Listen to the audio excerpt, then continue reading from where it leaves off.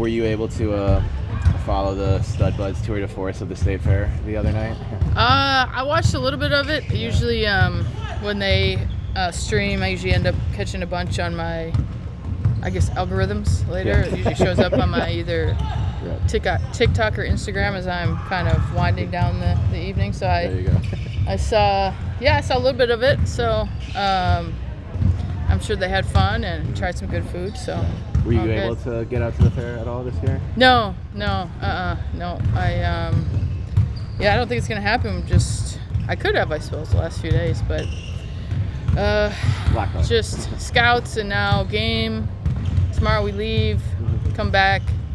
I suppose I could go this weekend, but then again we have game Monday, so maybe go Sunday, but we'll see. I think we get home kind of late from Connecticut, so yeah, I haven't made it out, but I typically, I don't know. I like the fair once I'm there. It's getting in and out that's the issue. Mm-hmm. But when I coached at the U, we would go and do our, we were in the middle of the season. We're kind of ramping up into preseason. Yeah. And so we would, always go over there for a full day and do the media tour and interviews and then get some good food. And I like the bands that have live music. Yeah. Like beer gardens and stuff like that. But I probably won't make it this year. Any State Fair classic food favorites? When I was younger, we went every year, and me and my dad, we always had to get this chili dog. I don't know, like a chili dog was a big one, and then I suppose we'd eat Sweet Martha's cookies on the way home until we all had stomach aches, and then just sick the next day or whatever. But I don't know. So it always resonates to me, like the chili dog that my dad, we always had to get that. That was like the big thing that we would do. For sure. Awesome. All right, I've got basketball questions. And do you want to talk about the McLeod County Fair? Ooh, I would love to talk about the McLeod. Okay, now the McLeod County Fair is in Hutchinson, which is actually not the county seat. Okay. The county seat is in Glencoe. Okay. But the fair is in Hutchinson, as the most populated city of McLeod County. Mm-hmm. So we would have the fair at the fairgrounds, naturally. Yeah. And that was always fun. They always would have just bands at night. It was like 3 days. Yeah. That one was much more calm. Mm-hmm. You could really, they had the cheese curds, they had the corn dogs, they had all sorts of different stands, and then it was like, when you're in high school, everybody would go and dance to it was like the week before school, or no, 2 weeks before school. So everybody's kind of like the kickoff to getting back to school with all your friends and stuff. You'd go there, and it's like, I think Johnny Holmes band, they just play like covers of all the fun rock songs, and some interesting rides that they'd have out there. But between McLeod County Fair and the Water Carnival, which is in Hutch as well, were kind of the two of the highlights of the summer for us as far as fairs as I got older. Right. I do love a county fair, but I haven't been to the McLeod County Fair. And then they have the where they go and it's like a monster truck rally or whatever. Oh yeah. Mm-hmm. A little monster truck, a little race, and the cars are just being demolished and stuff. I never went to that, but you could always hear the cars. But I had a lot of friends in class who were of families who grew up on farms, so they would have their cows and pigs and all their livestock there at the McLeod County State Fair.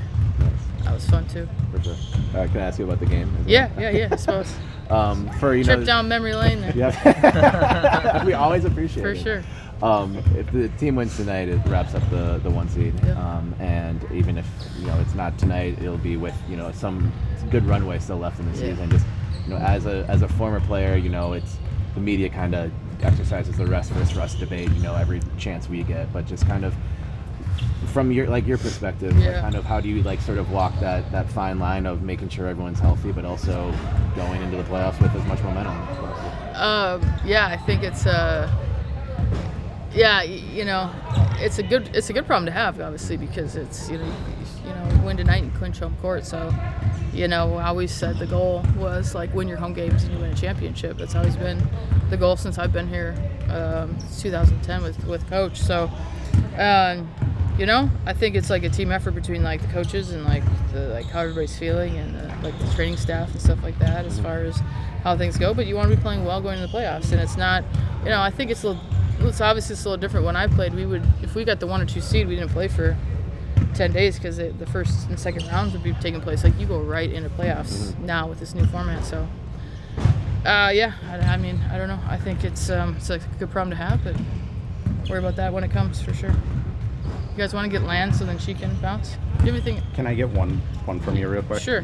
I mean, just Cheryl's kind of putting together a Coach of the Year candidacy. That's, I mean, best offense, best defense, best record. What can you say about Cheryl?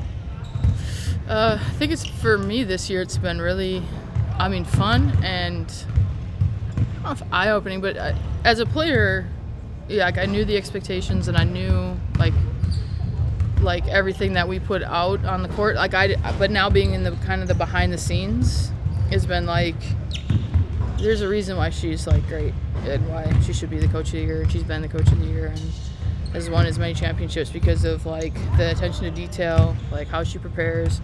So that's been really fun for me, and I've really learned a lot. Like I was looking at some of the scouts I did from earlier in the year, like in May, and now it's August. Like the amount of like what you know now and like what I've learned is pretty dramatic in a short amount of time, and that's due to her leadership and her mentorship for all of us. But me first year in the WNBA as a coach, it's really been pretty awesome, like how much I've learned and how much I've grown from her and from her being a leader. So I don't know, I could go like on and on about like what she does and like how she has a pulse for the team and how she has a pulse for everybody in the organization. It's really awesome. K-Mac and a couple other players have just talked about how different the last 2 years have been compared to Cheryl 3 or 4 years ago, or even 2010 dynasty years. Have you kind of noticed that too, that shift in like personality, or they've said she's a little lighter?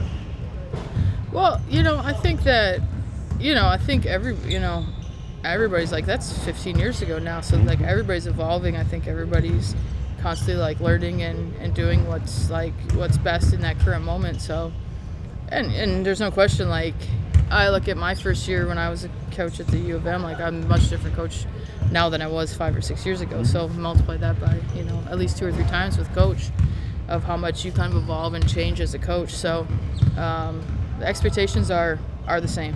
The expectations are the same.